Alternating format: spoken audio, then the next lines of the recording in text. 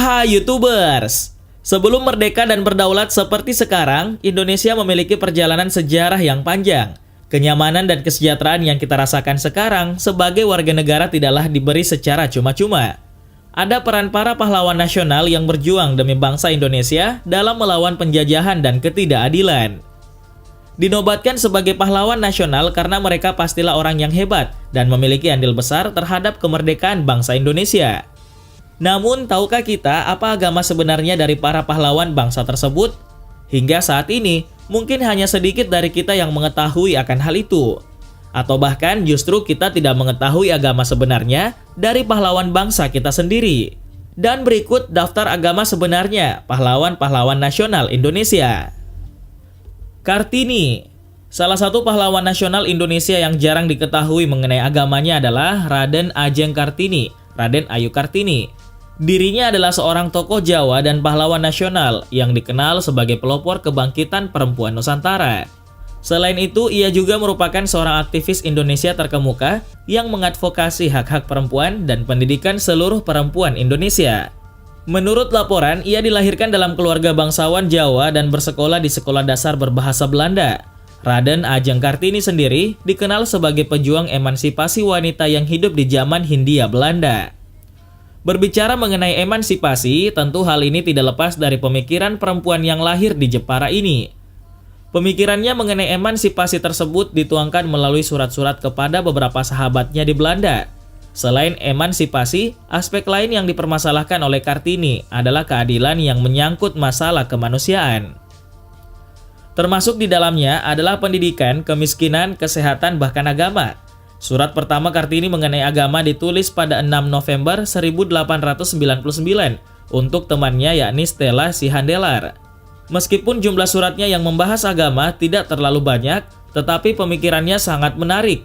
Kartini memandang agama melalui sudut pandang yang manusiawi dan ia mengkritik kegiatan atau ajaran agama yang dianggap tidak berlandaskan asas kemanusiaan, yakni poligami yang dianggap membela ego laki-laki. Sebagai perempuan yang lahir dan besar di keluarga Islam yang taat, Kartini ternyata memiliki pemikiran yang cukup jernih mengenai agama. Dirinya tidak menegakkan ajaran Islam sebagai tuntunan yang paling benar. Hal ini terlihat dari kekecewaannya terhadap sistem poligami yang mengizinkan kaum lelaki Islam menikah dengan 4 wanita. Meski dalam ajaran Islam itu dibenarkan, ia tetap menyebutnya sebagai dosa karena tidak adil bagi pihak perempuan. Dirinya menyadari bahwa ia memeluk agama Islam sebab nenek moyangnya yang beragama Islam bukan karena pilihannya sendiri. Selain itu, ia juga mengkritik kegiatan membaca Al-Quran oleh umat Islam di sekitar lingkungannya. Kritik keras yang dilontarkan Kartini mengenai poligami dan Al-Quran tentu meninggalkan citra bahwa dirinya adalah pembangkang Islam. Namun hal itu terbantahkan dengan kritik Kartini terhadap kegiatan sending, yakni misi Kristen berupa layanan pendidikan dan kesehatan. Dirinya mengkritik sending yang pada saat itu diadakan hanya untuk menarik jemaat, bukan sepenuhnya untuk membantu sesama. Selain itu, ia juga keberatan pada usaha sending yang sibuk dengan panji-panji keagamaan dengan tujuan mengkristenkan umat Islam di Jawa. Raden Ajeng Kartini sendiri diketahui sering bertukar surat kepada sejumlah sahabatnya yang berada di luar negeri. Dalam salah satu suratnya kepada temannya di luar negeri, Kartini mengaku sebagai anak Buddha. Melihat hal itu, banyak orang yang menilai jika agama Kartini adalah Buddha. Raden Ajeng Kartini mengaku sebagai anak Buddha setelah minum abu hio dari sebuah kelenteng di Welahan, salah satu kecamatan di Jepara. Saat masih kecil, Raden Ajeng Kartini sempat sakit keras yang badannya terus menggigil. Mengetahui hal tersebut, sang ayahnya yakni Raden Mas Adipati Aryo Sosroningrat yang merupakan Bupati Jepara sangat panik. Sejumlah dokter yang didatangkan untuk mengobati Kartini tidak kunjung membuahkan hasil. Sampai kemudian datanglah orang Cina yang sedang dihukum oleh pemerintah Hindia Belanda ke rumah Kartini. Orang Cina tersebut sebelumnya memang sudah dikenal oleh anak-anak RM Adipati Aryo Sosroningrat. Saat itu ia menawarkan bantuan dan berhasil mengobati Kartini dengan memberikan air yang dicampur abu lidisio dari sebuah kelenteng di Jepara. Kartini merasa kagum dengan yang dilakukan oleh orang Cina itu dan ia beranggapan apa yang tidak berhasil dengan obat-obatan kaum terpelajar berhasil dengan obat tradisional. Karena merasa kagum dengan hal tersebut, Kartini pun mengaku sebagai anak Buddha. Setelah kematiannya, saudara perempuannya melanjutkan pembelaannya untuk mendidik anak perempuan dan perempuan. Surat-surat Kartini diterbitkan di sebuah majalah Belanda dan akhirnya pada tahun 1911 menjadi karya Habis Gelap Terbitlah Terang, Kehidupan Perempuan di Desa, dan Surat-surat Putri Jawa. Ulang tahunnya sekarang dirayakan di Indonesia sebagai Hari Kartini untuk menghormatinya, serta beberapa sekolah dinamai menurut namanya dan sebuah yayasan didirikan atas namanya untuk membiayai pendidikan anak perempuan di Indonesia. Kapitan Patimura.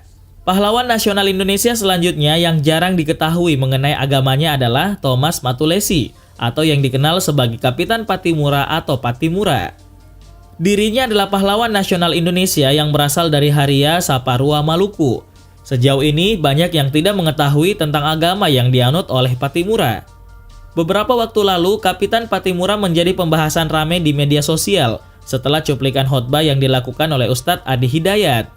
Dalam ceramahnya, Ustadz Adi Hidayat menyebutkan jika Kapitan Patimura bernama asli Ahmad Lusi dan beragama Islam. Ustadz Adi Hidayat berpendapat bahwa ada yang sengaja mengubah nama Ahmad Lusi menjadi Thomas Matulesi.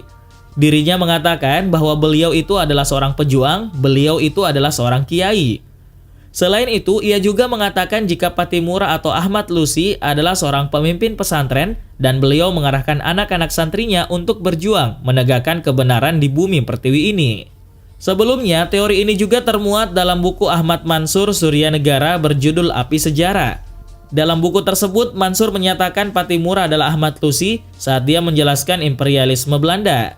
Belanda ingin memutus hubungan Kesultanan Turki dengan kekuasaan Islam di Nusantara. Selain itu, Belanda juga ingin menguasai wilayah produsen rempah-rempah di luar Jawa sebelum dan sesudah adanya tanam paksa. Salah satu daerah yang hendak dikuasai Belanda itu adalah Kepulauan Maluku, kawasan penghasil rempah-rempah. Saat itulah muncul Kapitan Patimura yang berjuang melawan penjajah. Menurut penulis buku sejarah pemerintahan pertama, pahlawan Patimura tergolong keturunan bangsawan dan berasal dari Nusa Ina atau Seram. Ayah beliau yang bernama Antoni Matulesi adalah anak dari Kasimiliali Patimura Matulesi. Kasimiliali Patimura Matulesi sendiri adalah putra Raja Sahulau yang merupakan nama orang di negeri yang terletak dalam sebuah teluk di Seram Selatan. Patimura adalah pahlawan yang berjuang untuk Maluku dengan melawan penjajahan VOC Belanda. Sebelumnya, Patimura adalah mantan sersan di militer Inggris dan ia pun beralih karena Inggris bertekuk lutut kepada Belanda. Kedatangan kembali kolonial Belanda pada tahun 1817 mendapatkan tantangan keras dari rakyat. Rakyat Maluku akhirnya bangkit mengangkat senjata di bawah pimpinan Kapitan Patimura. Sebagai panglima perang, Kapitan Patimura mengatur strategi perang bersama pembantunya. Sebagai pemimpin, dia berhasil mengkoordinir raja-raja dan patih dalam melaksanakan kegiatan pemerintahan, memimpin rakyat, mengatur pendidikan, menyediakan pangan dan membangun benteng-benteng pertahanan. Dalam perjuangan menentang Belanda, ia juga menggalang persatuan dengan kerajaan Ternate dan Tidore, raja-raja di Bali, Sulawesi, dan Jawa. Perang Patimura hanya dapat dihentikan dengan politik adu domba, tipu muslihat, dan bumi hangus oleh Belanda. Di Saparua, ia dipilih oleh rakyat untuk memimpin perlawanan dan dinobatkan bergelar Kapitan Patimura. Rakyat Saparua di bawah kepemimpinan Kapitan Patimura tersebut berhasil merebut benteng Durstede. Pasukan Belanda yang dikirim kemudian untuk merebut kembali benteng itu juga dihancurkan pasukan Kapitan Patimura. Alhasil, selama 3 bulan benteng tersebut berhasil dikuasai pasukan Kapitan Patimura. Belanda kemudian melakukan operasi besar-besaran dengan mengerahkan pasukan yang lebih banyak, dilengkapi dengan persenjataan yang lebih modern. Pasukan Patimura akhirnya kewalahan dan berhasil dipukul mundur oleh tentara Belanda. Di sebuah rumah di Sirisori, Kapitan Patimura berhasil ditangkap pasukan Belanda. Bersama beberapa anggota pasukannya, ia pun dibawa ke Ambon oleh tentara Belanda.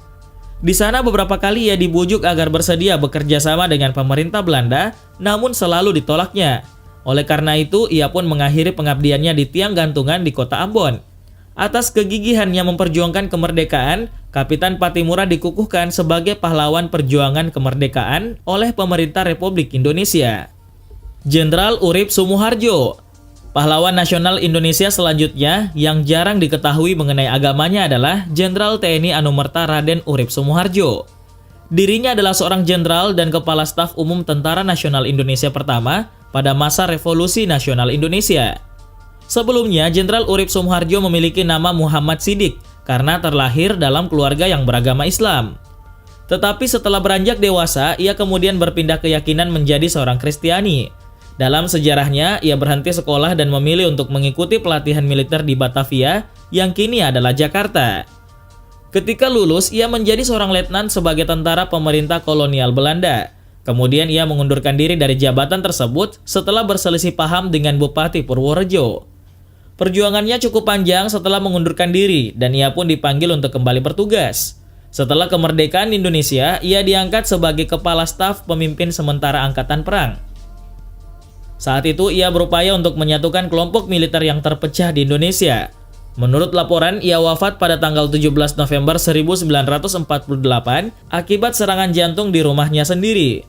Jenazahnya dikebumikan di Taman Makam Pahlawan Semaki, Yogyakarta. Pada saat itu, pemakamannya berlangsung secara anumerta dipromosikan sebagai jenderal. Ada banyak tanda kehormatan yang diperolehnya seperti Bintang Sakti, Bintang Kartika Eka Paksi Utama, dan Bintang Republik Indonesia Adipurna. Selain itu, ia juga ditetapkan sebagai pahlawan nasional pada tahun 1964. W.R. Supratman. Pahlawan nasional Indonesia selanjutnya yang jarang diketahui mengenai agamanya adalah W. Rudolf Supratman atau W.R. Supratman. Dirinya adalah seorang guru, wartawan, violinis, dan komponis Hindia Belanda.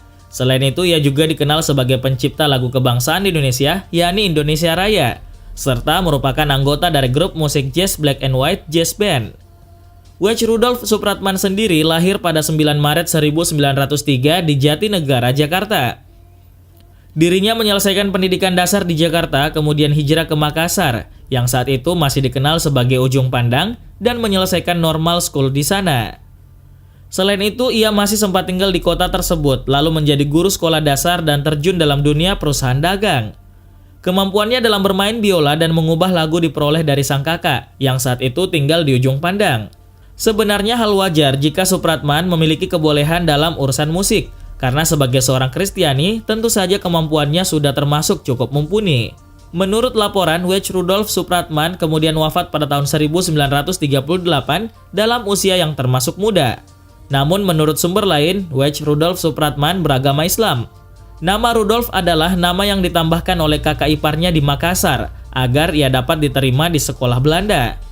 Demikian pula adanya patung di samping kuburannya di Surabaya, hanyalah kebetulan dan patung itu sudah dipindahkan.